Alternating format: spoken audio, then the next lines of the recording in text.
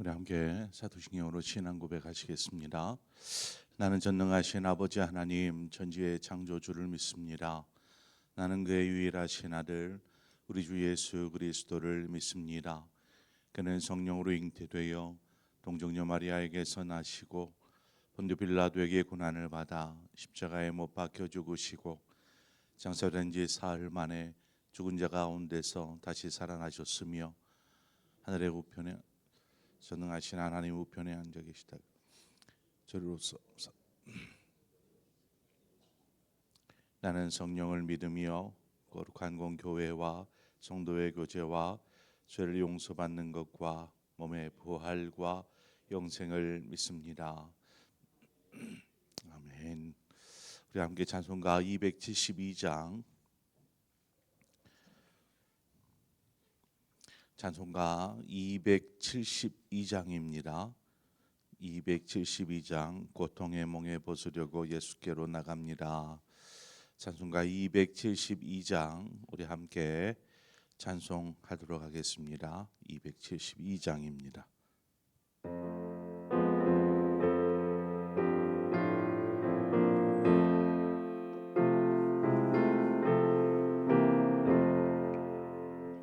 고통의 몽에 벗으려고 예수께로 나갑니다. 자유와 기쁨 베푸시는 주께로 갑니다. 병든 내 몸이 튼튼하고 빈궁한 삶이 부해지며 죄악을 벗어버리려고 주께로 갑니다. 낭패와 실망 당한 뒤에 예수께로 나갑니다. 십자가 은혜 받으려고 주께로 갑니다. 슬프던 마음 위로받고 인생의 풍파 잔잔하며 영광의 찬송 부르려고 주께로 갑니다. 교만한 마음을 내버리고 예수께로 나갑니다. 복 되신 말씀 따르려고 주께로 갑니다. 실망한 내 몸 힘들었고 예수의 크신 사랑 받아 하늘의 기쁨 맛보려고 주께로 갑니다. 죽음의 길을 벗어나서 예수께로 나갑니다. 영원한 집을 바라보고 주께로 갑니다. 멸망의 포 나와 영화의 나라 다다라서 영광의 주를 배우려고 주께로 갑니다.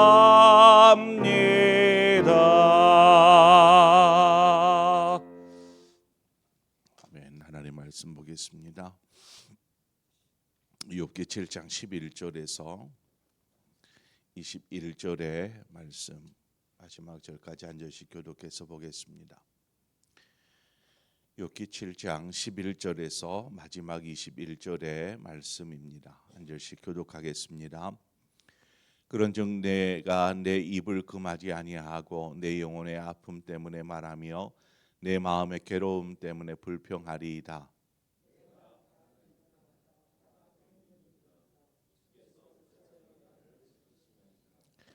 혹시 내가 말하기를 내 잠자리가 나를 위로하고 내 침상이 내 수심을 풀리라 할 때에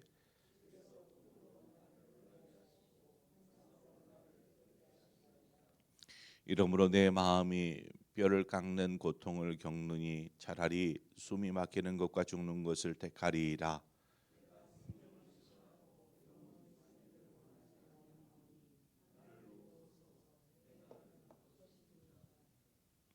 사람이 무엇이기에 주께서 그를 크게 만드사 그에게 마음을 두시고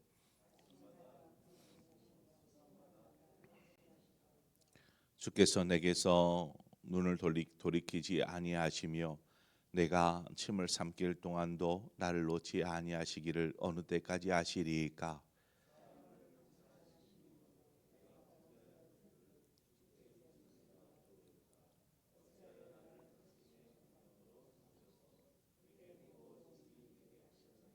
함께 읽습니다.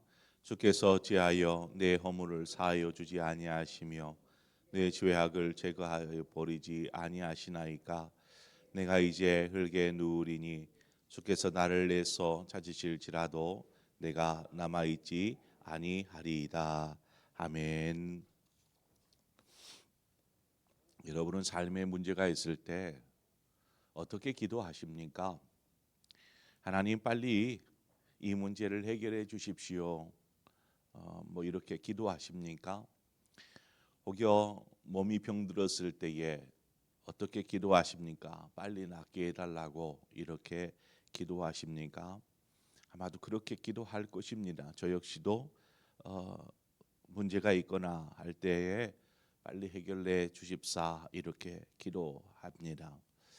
그렇게 우리의 소원을 하나님 앞에 우리의 간구를 올려드렸을 때 그 다음은 어떻게 되던가요? 우리 열심히 기도하는데 하나님께서 어떻게 일하시던가라는 것입니다. 하나님께서 곧장 우리의 삶의 문제를 해결해 주시고 우리의 질병을 고쳐 주시던가요? 만약 그런 경험을 했다라면 참 축복받은 것입니다. 지나온 삶을 돌아보면서 우리가 힘겹고 어려울 때 또 하나님께서 어떻게 우리의 삶 가운데 일하셨는지를 아마 잠잠히 생각해 보시기를 바랍니다. 하나님은 어떤 문제를 빨리 해결해 주시기보다 문제를 사용하십니다. 무슨 말인가 하면 문제를 통해서 우리를 단련하시고 또 보다 나은 인격으로 빚어가시며 또 성숙한 믿음으로 성장시켜 가시는 것이죠. 바로 그것이 문제를 사용하는 것입니다. 순탄한 삶을 살아온 사람은 작은 고난에도 쉽게 힘을 잃어버립니다. 넘어지게 되죠. 그러나 정말 고된 삶을 살아온 사람, 이런 사람에게는 웬만한 시련 같은 거는 시련으로조차 여기지 않습니다. 왜냐하면 삶 자체가 고된 삶이었고 그 고된 삶이 그만큼 자신을 연단으로 다져놓았기 때문에 웬만한 어려움이 찾아와도 이것이 어렵다, 힘들다, 이렇게 생각하지 않더라는 것이죠. 이처럼 하나님은 우리가 가진 문제를 통해서 우리를 보다 나은 모습으로 이렇게 빚어 가십니다. 삶의 문제를 만났을 때 모두가 이렇게 이제 좋은 결과, 성숙되고 신앙이 자라고 단련되어지고 인격으로 이렇게 성장하고 이렇게 되는 것은 아닙니다. 뭐 그렇다라면 우리는 많은 문제 가운데 굉장히 성숙한 사람이 되어 있겠지요. 삶의 문제로 인해서 우리 안에 생겨나는 것은 염려와 근심입니다. 또 원망과 불평입니다. 만약에 이와 같은 것들이 우리의 마음을 채운다라면 우리는 보다 나은 모습으로 성장하지를 못할 것입니다. 오히려 우리의 마음과 영혼은 이러한 염려와 근심, 원망과 불평 이러한 것들로 우리의 영혼은 피폐해져 가게 됩니다. 그러므로 우리가 삶의 문제가 우리 자신에게 어떤 긍정적인 영향, 마음과 영혼에 어떤 긍정적인 영향을 미치게 하기 위해서 우리가 해야 될 것은 믿음 안에서 문제를 바라볼 수 있어야 한다라는 것입니다. 믿음 안에서 당장은 문제가 있으니까, 삶에 문제가 있으니까, 혹은 아픔이 있으니까 힘겹겠지요. 힘겨운 시간을 보내겠지만 우리에게 믿음이 있으면, 믿음 안에서 이 문제를 바라보면 하나님께서 이 문제를 통해서, 이 아픔을 통하여서 선하게 인도하여 주실 것을 우리가 기대할 수 있다라는 것입니다. 믿음이 있으니까. 그래서 우리에게 믿음이 있다면 아무리 힘겨워도 인내하고 또 내일의 소망을 품으며 우리가 살아갈 수 있는 것이죠. 나무에, 이렇게 자라나는 나무에 상처가 가해지면, 이 상처가 가해지면 이 상처를 치료하기 위해서 나무가 스스로 이렇게 그 상처난 부위에 진액을 나오게 합니다. 자생할 수 있는 힘이죠. 그래서 나무에서 진액이 나와서 그 상처 부위를 덮습니다. 그래서 이 상처 부위가 이 그 나무의 진액으로 이렇게 덮어지게 되는데, 후에는 그 부위가 진액이 나오고 사람의 굳은 살과 같이 이 진액이 딱딱하게 굳습니다. 그 다음에는 그 자리가 이제 옹이로 바뀌게 되죠. 이제 옹이가 박힌 나무, 상처를 입어 가지고 옹이가 생겨난 나무는 어떤 목재로서의 가치가 굉장히 떨어집니다. 왜냐하면 옹이가 생기면 부러질 수도 있고 그 부위로 인해서 목재가 탄탄하여지지 못하기 때문에. 그렇지만 이것이 어떤 예술 작품으로서는, 어떤 훌륭한 예술 작품이 이 옹이를 통해서 만들어지는 것입니다. 나무로 만드는 예술 작품 속에는 그냥 쭉쭉 뻗어난 큰 아름드리 나무, 이런 것들은 예술 작품으로 사용되어지지 않습니다. 그저 목재로는 유용하게 사용되겠지만, 그러나 옹이가 상처가 지고 그 자리가 메꿔지고 옹이가 져 있는 이 나무는 훌륭한 예술 작품으로 변모하게 되는 것이죠. 그와 같이 하나님은 어떤 삶의 시련을 통해서 생겨난 우리 안에 어떤 상처들, 이러한 상처들이 오히려 은혜라는 작품으로 바꿔버리신다라는 것입니다. 하나님께서 하시는 일입니다. 이런 작품으로 탄생하기까지는 분명히 인내의 시간이 필요하겠지요. 고통을 견디고 버티고 인내하는 시간들, 믿음으로 하나님만을 바라보며 몸부림치는 시간들, 이러한 시간들이 우리를 아름다운 은혜의 작품으로 만들어 가는 것입니다. 그래서 하나님은 우리의 문제를 사용하시는 분이시다라는 것이죠. 하나님은 그 문제를 빨리 풀어주시거나 해결해 주시거나 제거하시지 않고 또 문제를 통해서 하나님의 뜻이 무엇인지를 발견하게 하십니다. 우리에게 삶의 문제가 있거든. 그것을 통해서 하나님 빨리 이 문제 빨리 해결해 주십시오 라고 기도하기 전에 하나님 왜 이런 문제를 우리에게 주셨을까? 하나님의 뜻이 무엇일까? 하는 하나님의 사인을 구하는 것이죠.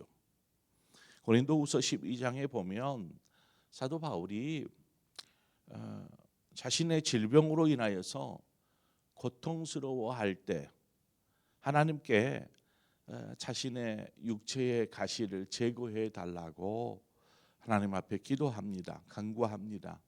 그런데 하나님께서 바울에게 주시는 응답이 무엇이었습니까? 고린도후서 12장 9절 이하에 보면 이렇게 응답을 하십니다. 나에게 이르시기를 내 은혜가 네게 족하도다. 이는 내 능력이 약한 데서 온전하여 짐이라 하신지라. 그러므로 도리어 크게 기뻐함으로 나의 여러 약한 것들에 대하여 자랑하리니 이는 그리스도의 능력이 내게 머물게 하려 함이라. 이렇게 고백합니다. 병에 걸렸으니까 하나님 빨리 고쳐주십시오. 빨리 낫게 해주십시오. 이 아픔과 이 고통에서 빨리 벗어나게 해주십시오 라고 기도하잖아요. 우리 같은 경우에는 바울도 육체적인 고통을 인하여서 그 연약함을 인하여서 하나님을 찾고 하나님을 붙잡고 부르짖었습니다. 그런데 하나님의 응답이 그거였어요. 내 은혜가 내게 족하다. 그러니까 하나님이 고쳐주시지 않았던 것이죠. 근데 후에야 하나님이 왜 내 기도를 응답하지 않으시고 내 질병을 고쳐주시지 않았는가를 깨닫게 되었다라는 것입니다. 그 깨달음이 무엇이었는가? 내가 빨리 건강해지면 하나님의 복음을 위해서 더 힘써 일하고 더 먼 곳까지도 가서 복음을 전할 텐데 하는 마음으로 하나님 내 육체의 가시를 제거해 주십시오. 빨리 낫게 해 주십시오라고 기도했었던 사도 바울인데 내 은혜가 내게 족하다. 이 말씀으로 하나님께서 고쳐주시기를 거부하셨습니다. 후에야 하나님의 뜻이 무엇인지를 깨달았습니다. 내가 내 힘으로 내 능력으로 주님의 일을 이렇게 열심히 하는 것 그것이 중요한 줄 알았는데 그것이 아니라 하나님의 일은 하나님께서 하나님의 능력으로 행하실 때 더 크고 더 놀랍게 역사하신다라는 것을 깨닫게 되었습니다. 그래서 내 힘으로 하는 것이 아니라 하나님의 능력으로 하는 거구나. 내가 연약할수록 하나님을 더욱 강력하게 붙잡으려고 연약하니까 부족하니까 하나님을 더 의지하게 되고 그럴 때마다 하나님이 나를 통해서 그 강력한 의지 그 힘을 보여주시더라는 것을 후에야 깨닫고 하나님께서 왜 나를 고쳐주시지 않았는지를 알게 되었다라는 것입니다. 오늘 본문에 욥이 자신이 지금 겪고 있는 그 고통을 인하여서 하나님 앞에 기도하는 내용입니다. 욥은 지금 자신의 영혼의 아픔, 마음의 괴로움, 육체적인 그 극심한 고통으로 인하여서 너무나 힘겨운 때를 보내고 있습니다. 오죽이나 기도했겠습니까? 그가 하나님 빨리 회복시켜 주십시오. 하나님 빨리 낫게 해 주십시오. 얼마나 기도했겠습니까? 그렇지만 하나님께서 욥의 사정을 아시고 그래 내가 너 고쳐줄게, 네 문제 해결해 줄게 응답하시지 않아요. 수개월이 지나도록 변함없이 오히려 자신의 몸은 더 병들어 가고 있고 자신의 처지는 나아질 기미가 보이지 않는 이 상황에 이르렀다라는 것입니다. 그러니 욥의 입술에서 어찌 선한 말이 나올 수 있겠습니까? 하나님 앞에 하나님 고쳐주십시오, 회복시켜 주십시오, 해결해 주십시오라는 기도가 나오겠냐라는 것입니다. 이제 거의 죽음에 이르렀는데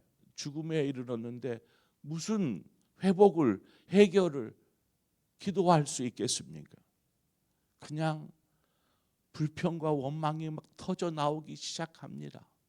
너무나 고통스러우니까 죽음을 생각하면서 어찌 하나님 앞에 원망과 불평의 기도를 할 수 있습니까? 어떻게 믿음의 사람이, 여러분 이스라엘 백성이 하나님 앞에 원망과 불평을 하지 않습니까? 출애굽하는 여정 속에서 그럴 때마다 이들이 큰 어려움을 겪지 않았습니까? 원망과 불평을 할 때마다. 그런데 욥의 경우를 보십시오. 얼마나 고통스러운지. 15절에 보면 이러므로 내 마음이 뼈를 깎는 고통을 겪느니 차라리 숨이 막히는 것과 죽는 것을 택하리이다. 이럴 정도로 죽음을 생각할, 그냥 그것이 오히려 편하겠다 할 정도의 그러한 고통 속에 있었다라는 것입니다. 그러니 원망과 불평이 그냥 자기도 모르게 터져 나오는 것입니다.